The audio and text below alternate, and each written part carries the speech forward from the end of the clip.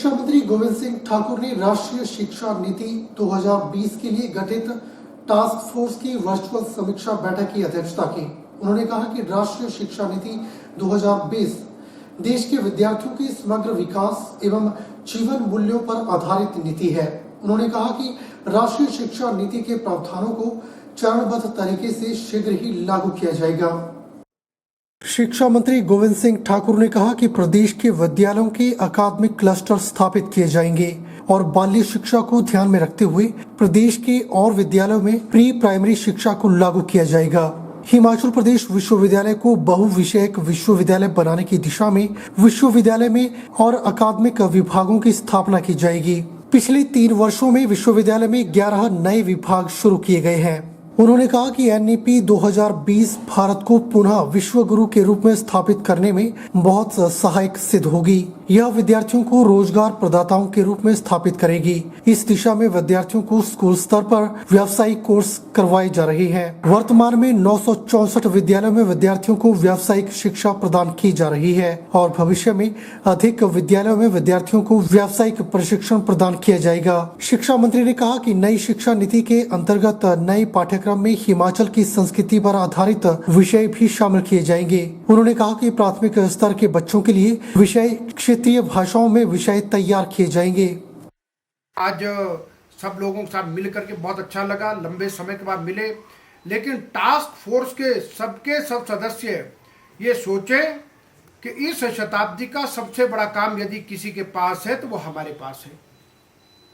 और अगर कस्तूरी रंगन जी ने देश के लिए इतना बढ़िया राष्ट्रीय शिक्षा नीति ला करके दी है तो हिमाचल प्रदेश में उस शिक्षा नीति को लागू करने की जिम्मेदारी अगर है तो इस टास्क फोर्स के पास है। इस टास्क फोर्स का हर मेंबर बहुत महत्वपूर्ण है और सभी से बहुत सुंदर, बहुत महत्वपूर्ण सुझाव प्राप्त हुए हैं और इन्हीं के आधार पर हम आगे चलेंगे।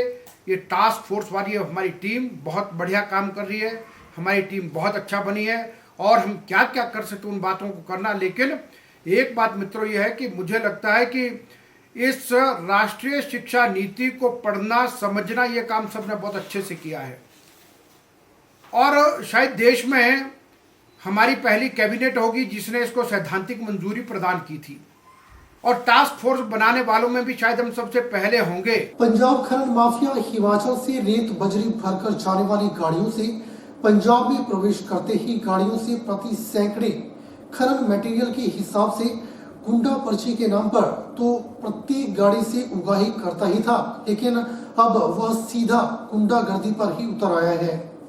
ताजा मामला मिलवा में देखने को मिला, जहां एक ट्रक ड्राइवर जो अपनी खाली गाड़ी को लेकर मिर्थल की ओर से चलकर मिलवा में पेट्रोल पंप पर डीजल भरवाने के लिए आ रहा था कि मिलवा में पहुंचते ही पंजाब के खनन माफिया वाले एक बोलेरो जीप में आए और मेरे पास रुक गए और बोले कि आप पंजाब एरिया से गाड़ी को भगा कर लेकर आए हो और आपकी माइनिंग पर्ची काटनी बनती है।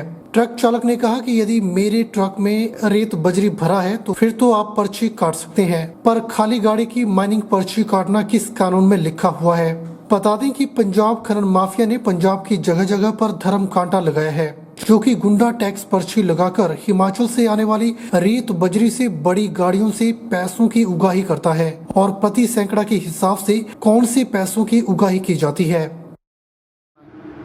बिना पर्ची तो आनी गड्डी जे लोड होगी गड्डी तो पर्ची हटावांगे, गड्डी खाली है ते आपां की करिए भाई, गड्डी खाली होएगी तो आपां कुछ कर नहीं सकते, लोड गड्डी होएगी तो पर्ची हटावांगे ते आपां तेल पाउण आए हैं है ना। ते आगे साडे नाल लापे करन भी यार तुसीं ना मैं जो गड्डी इत्थे लै के आए हो, तुहाडी गड्डी दा नंबर नोट होया, उत्थे फोन आया साडे दफ्तर दे उपर फोन गया सानूं कि गड्डी भजा के लै के गए है। अगे भाई जे गड्डी भजा के लै के गए होंदे तुसीं गड्डी उत्थे लगदे है ना, जे गड्डी भजा के लै गए होंदे, गड्डी है ही खाली है, भजाने की है गड्डी आपां जे माल गड्डी ਵਿੱਚ ਹੁੰਦਾ ਤੁਸੀਂ ਗੱਡੀ ਫੜਦੇ ਮੌਕੇ ਤੇ ਗੱਡੀ ਫੜਦੇ, ਤੁਹਾਡੇ ਕੋਲ ਤੇ ਗੱਡੀਆਂ ਇੰਨੀਆਂ ਗੱਡੀਆਂ ਹੁਣ ਤੁਸੀਂ 3-4 ਗੱਡੀਆਂ ਲੈ ਕੇ ਆ ਜਾਓ, ਤੁਸੀਂ ਉਹਲੇ ਫੜ ਸਕਦੇ ਗੱਡੀ ਨੂੰ, ਜਗ੍ਹਾ ਜਗ੍ਹਾ ਤੁਹਾਡੇ ਲਾਗੇ ਆ ਤੇ ਇੱਥੇ ਆ ਕੇ ਲੱਪੇ ਕਰਨ ਆਪਣੇ ਨਾਲ ਵੀ ਇਦਾਂ ਹੁੰਦਾ ਲੱਪੇ ਫालतू ਬੋਲਣ ਲੱਪੇ ਕਿ ਗੱਡੀ ਉੱਥੇ ਲੈ ਕੇ ਚਲੋ। ਮੈਂ ਕਿਹਾ ਭਾਈ ਮੈਂ ਗੱਡੀ ਲੈ ਕੇ ਜਾਣਾ ਉੱਥੇ ਤੇ ਮੈਂ ਆਪਣੇ ਬਾਊ ਨੂੰ ਕਹਿੰਦੇ ਬਾਊ ਨੂੰ ਫੋਨ ਕਰ, ਮੈਂ ਬਾਊ ਨੂੰ ਸੱਦਿਆ, ਬਾਊ ਆ ਗਿਆ ਸਾਡੇ ਬਾਊ ਨਾਲ ਲੱਪੇ ਮੈਂ ਤੂੰ ਕਰਨਾ, बाबू ਨੂੰ ਲੱਭੇ ਕਹਿੰਦਾ ਗੱਡੀ 'ਚ ਬੈਠੋ, ਗੱਡੀ 'ਚ ਬੈਠੋ, ਮੈਨੂੰ ਕਹਿੰਦਾ ਗੱਡੀ 'ਚ, ਮੈਂ ਕਿਹਾ ਮੈਂ ਗੱਡੀ 'ਚ क्यों बैठा। कल देर शाम चली तेज आंधी और तूफान के साथ हुई हल्की सी बारिश के चलते लोगों को कड़कड़ाती धूप और गर्मी से राहत तो मिली है, तो वहीं किसान भी खुश नजर आ रहे हैं, क्योंकि मंडी क्षेत्र में धान की रुपाई का काम जोरों पर चला हुआ है और गर्मी पड़ने की वजह से फसलों को पानी भी नहीं मिल पा रहा था।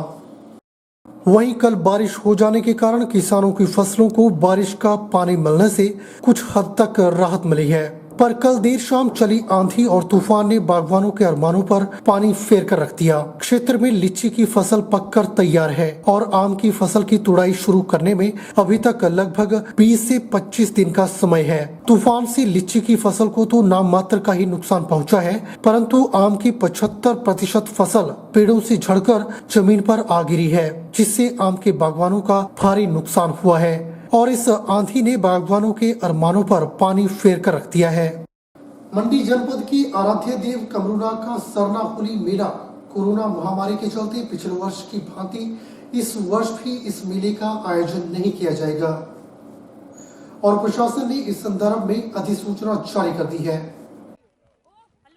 सरना होली मेले को लेकर प्रशासन ने अधिसूचना जारी कर दी है कि कोरोना महामारी के चलते गत वर्ष की भांति बड़ा देव कमरूनाग के मेले को इस वर्ष भी नहीं मनाया जाएगा। वहीं बड़ा देव कमरूनाग के कारदार भीषम ठाकुर ने बताया कि कोरोना महामारी के चलते गत वर्ष की भांति इस वर्ष भी 14-15 जून को आयोजित होने वाले सरना होली मेले का आयोजन नहीं किया जाएगा। उन्होंने कहा कि इस वर्ष भी सरना होली मेले में बड़ा देव कमरूनाग के गुर और कारदार द्वारा पूजा पद्धति की रस्में निभाई जाएंगी। अन्य किसी भी तरह का आयोजन मंदिर परिसर में नहीं किया जाएगा।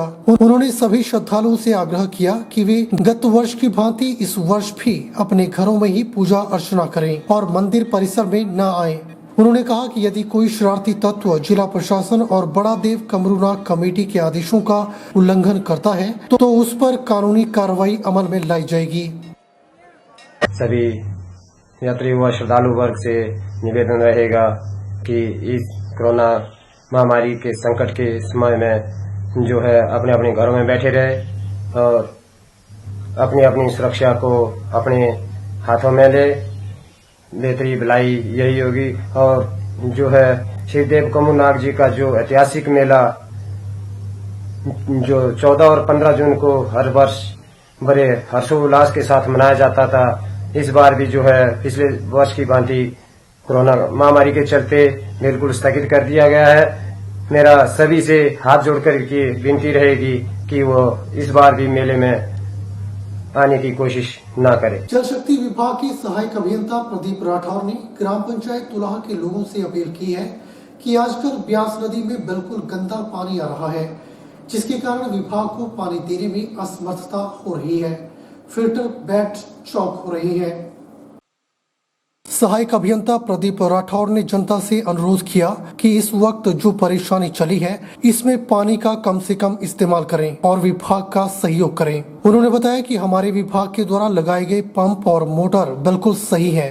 जैसे ही नदी का पानी साफ होता है तो क्षेत्र के लोगों को पूरा पानी उपलब्ध करवा दिया जाएगा, परंतु अभी नदी का पानी इतना गंदा है कि फिल्टर बेड भी काम नहीं कर रहे हैं। उन्होंने बताया कि ग्राम पंचायत तुलाह के लिए कोई ऐसी जगह नहीं है जहां से पानी उठाया जा सके। प्रदीप राठौर ने ग्राम पंचायत तुलाह के प्रतिनिधियों और जनता से अनुरोध किया है कि ऐसी परिस्थिति में विभाग का सहयोग करें। जितना आपको पानी मिल रहा है उसी में अपना गुजारा करें। उन्होंने बताया कि बिजली की भी लड़भड़ोल में समस्या है, इस कारण पानी की सप्लाई करने में कमी आ रही है, लेकिन सबसे ज्यादा दिक्कत गंदे पानी से हो रही है। उन्होंने क्षेत्र की जनता से अनुरोध किया कि इस मुश्किल के दौर में विभाग का सहयोग करें। जैसे ही पानी साफ हो जाएगा लोगों को पानी की कोई समस्या नहीं आएगी।